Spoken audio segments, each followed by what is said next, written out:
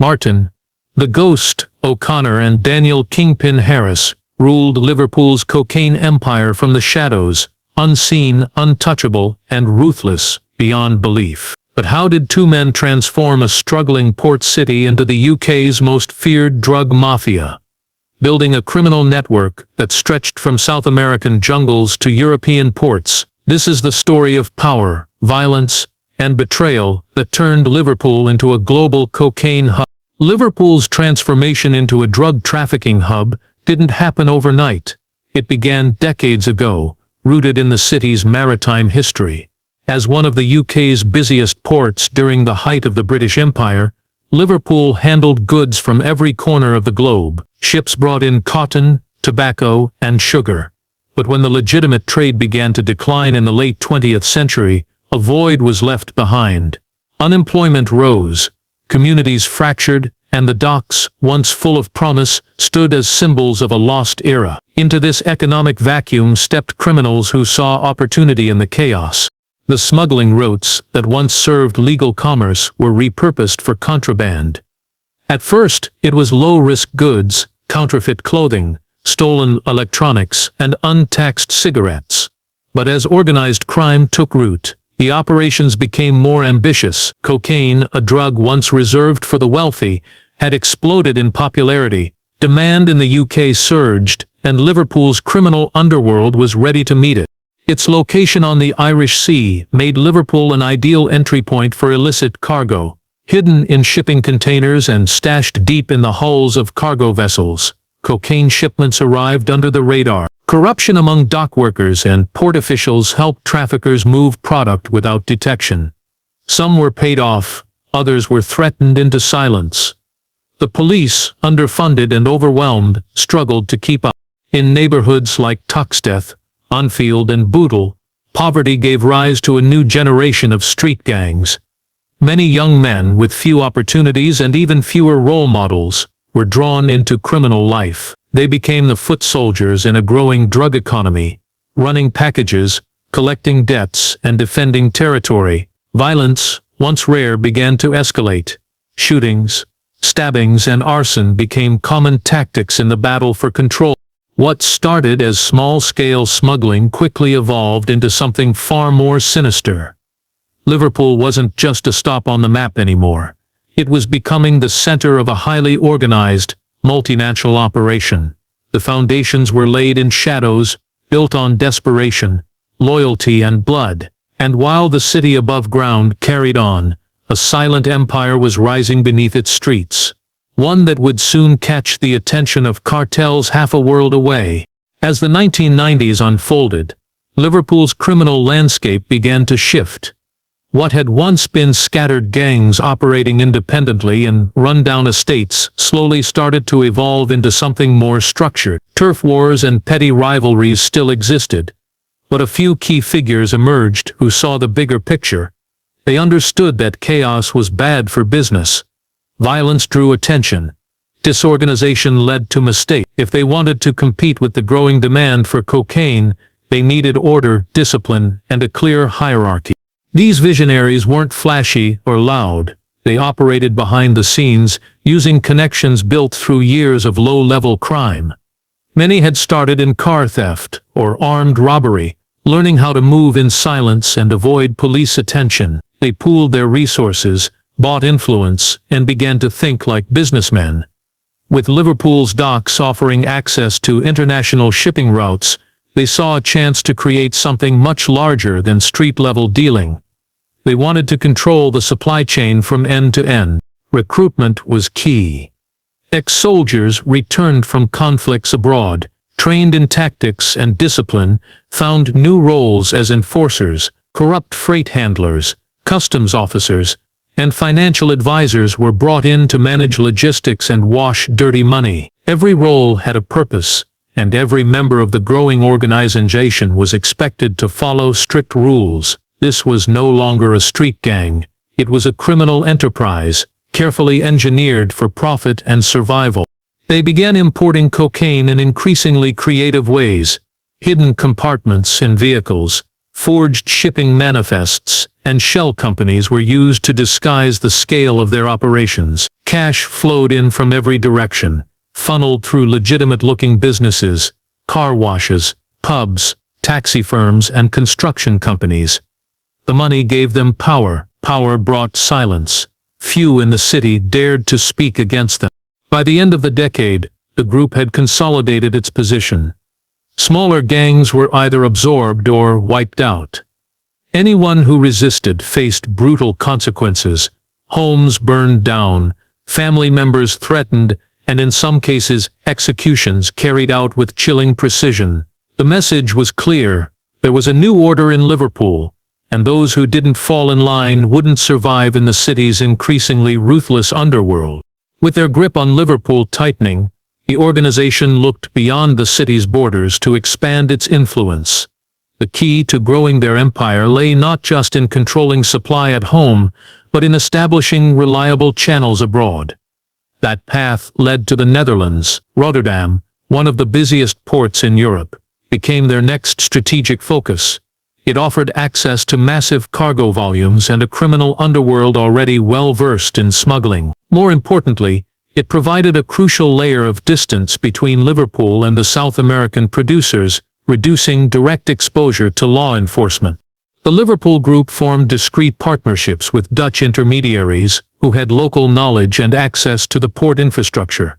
These allies specialized in customs manipulation, container tracking, and the bribery of key personnel. Cocaine shipments from Colombia and Brazil were hidden within legitimate cargo: fruit, frozen meat, industrial goods, and routed through Rotterdam before making their way to the UK. This system reduced risks and maximized profits. They invested heavily in technology. GPS trackers were embedded in cargo. Encrypted messaging apps allowed for silent communication. Vehicles used for transport were fitted with hidden compartments and switched frequently to avoid detection. Each operation was timed with military precision. When something went wrong, it was dealt with swiftly and brutally. Mistakes weren't tolerated. Loyalty was enforced not just with money but with fear. The Dutch connection also opened new doors. With access to broader European markets, the Liverpool Group began distributing cocaine in Germany, Belgium, and Scandinavia. What started as a UK-focused operation was becoming an international syndicate. Profits soared, and with them came increased attention from both European and British authorities. But the group adapted. They altered routes, changed suppliers, and rotated their Dutch contacts. Nothing stayed the same for long. Each shipment was a moving puzzle, planned months in advance, involving dozens of players who often never knew the full picture. This compartmentalization protected the leadership and kept the police guessing. By the early 2000s, the Dutch connection had transformed the group from a national threat into a multinational force. They were no longer just Liverpool's problem. They were becoming one of Europe's most efficient and dangerous drug networks, and they had no intention of slowing down. By the early 2000s, the Liverpool syndicate had reached a critical turning point. Their Dutch pipeline was efficient, their profits enormous, but they were still reliant on middlemen to source the cocaine. This dependency left them vulnerable. Prices fluctuated, deals fell through, and shipments were occasionally hijacked or intercepted. To maintain control, they needed to cut out intermediaries and go straight to source. That meant establishing direct links with South America's most powerful cartels. The breakthrough came through a fixer, known only in whispers as the broker. With ties across Europe and South America, he acted as the middle ground between European buyers and Latin American suppliers. Fluent in multiple languages and operating with forged identities, the broker arranged meetings deep in cartel-controlled territories. Through him, the Liverpool Group negotiated their first direct deal with Colombian producers, splinter groups from the once mighty Cali cartel who still controlled vast portions of the cocaine trade. The Liverpool syndicate proposed a new arrangement, the consignment model. Instead of paying up front, they would receive multi-ton shipments of cocaine, distribute the product in Europe, and pay the cartels once sales were completed. This structure reduced their initial financial risk, but came with a different kind of danger. If payments were delayed, or if profits didn't meet expectations, the cartels wouldn't ask twice. Debts were settled with violence, and warnings were rarely given. But the gamble paid off. With direct supply, their product was purer, cheaper, and more abundant. They flooded the UK with high-grade cocaine, undercutting competitors and strengthening their position. Distribution networks stretched across Manchester, Glasgow, Dublin, and London. Money poured in faster than it could be laundered. Their reach expanded into legal industries, import-export firms, security companies, even charity fronts. The line between crime and business blurred completely. The direct cartel connection also brought an increase in firepower. Semi-automatic weapons, grenades, and military-grade equipment began appearing in Liverpool. These were no longer street thugs. They were part of an international narcotics operation backed by some of the most dangerous organizations in the world. With every successful shipment, the Liverpool Group's influence grew, but so did the risks. They were playing in a new league now, where mistakes weren't just costly, they were fatal. The wealth and power brought by the cartel connection turned the Liverpool syndicate into a dominant force, but their success stretched enemies. Smaller gangs, long overshadowed and squeezed out of the trade, began pushing back. In a city already divided by postcodes and old grudges, the drug empire's rapid expansion ignited a brutal wave of violence. What began as low-level disputes quickly escalated into open warfare across the streets of Liverpool. Rival crews launched ambushes on drug runners and hijacked shipments intended for the syndicate. Safe houses were raided, stash spots exposed, and low-ranking members were found beaten or executed. Retaliation was swift and savage. In one case, a rival's home was set alight with his family inside. In another, a man suspected of leaking information was found shot in the head in a parked car. When investigators thought he was in Spain, he was already in Dubai. When they suspected Dubai, he was back in Liverpool, hiding in plain sight. His business mind was as sharp as his instinct for survival. He diversified the syndicate's investments into international property, luxury vehicles, and even cryptocurrency long before it became mainstream. Money was laundered through shell companies in tax havens, passed through dozens of accounts, and often came out the other side as clean as any legitimate fortune. Investigators chasing the money trail frequently found themselves at dead ends. Corporate structures too complex and too protected to penetrate. But the ghost's power didn't just come from money, it came from fear. Those who crossed him disappeared. Rivals who got too close to his network were either bought out or eliminated. He rarely needed to issue threats. His reputation spoke for him. Even within the organization, few had direct contact with him. Orders were delivered through trusted couriers or coded messages. Loyalty was rewarded, betrayal was unforgivable. Despite multiple international investigations and intelligence sharing between agencies, law enforcement couldn't pin a single crime on him. Without fingerprints, photographs, or witnesses, the ghost remained exactly what his name suggested: an idea, a shadow, a presence no one could touch. He had built the perfect criminal empire, decentralized, disciplined, and led by a man who didn't exist on paper, but controlled everything from behind the curtain. For years, law enforcement across Europe had been chasing shadows. Arrests were made, drugs were seized, and low-level players were taken off the streets. But the heart of the operation, the inner circle of the Liverpool cocaine empire, remained untouched. Investigators knew a powerful network was operating behind the scenes, but without evidence, names or avas, they were always one step behind. That changed in 2020 with the unexpected collapse of a system criminals believed was impenetrable. Encrochat was a sophisticated, encrypted communication platform used by thousands of criminals across Europe. Devices came with dual operating systems and a self-destruct feature that could wipe everything in seconds. It was sold as uncrackable, safe from surveillance, wiretaps, and law enforcement interference. The Liverpool syndicate relied heavily on it. Drug deals, murder plots, shipment tracking, money laundering, it was all there, hidden behind layers of encryption. But unbeknownst to the users, French and Dutch authorities had secretly gained access to the system. In a covert operation, They intercepted millions of messages in real time, including thousands linked directly to Liverpool-based traffickers. For the first time, law enforcement had a window into the daily operations of one of the most secretive drug networks in the UK. What they discovered was staggering. Messages revealed shipment schedules, payment disputes, plans for executions, and details of corrupt officials on payroll. Code names were matched to real individuals, and safe houses were pinpointed across the UK and Europe. Photographs of cash, cocaine bricks and weapons circulated freely within the chats. Evidence that couldn't be denied. The fallout was immediate.